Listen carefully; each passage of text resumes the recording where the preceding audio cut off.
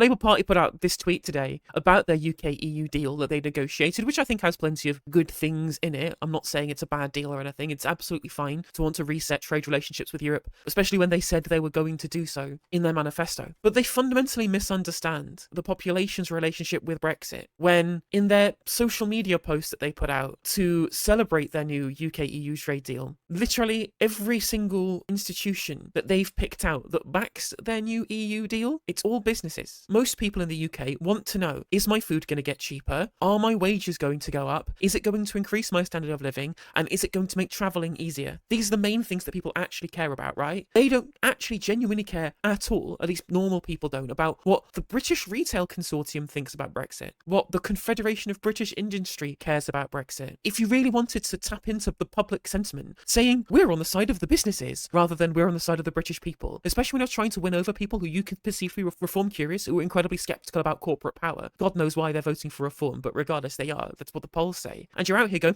we're on the side of the CEOs. Maybe you should be on the side of the British people for once. You're supposed to be the Labour Party, like the party of the people. Obviously, they're not under Keir Starmer, and I know that. But you'd think that people who are wary about their perception as being so would not be so open as just saying, we're backed by Babcock International and the British Chamber of Commerce. These are not popular institutions, you know? The tax-dodging Vodafone. Although somebody points out the British Poultry Council sounds like a bunch of chickens sitting at a table, which in my head is a very funny image.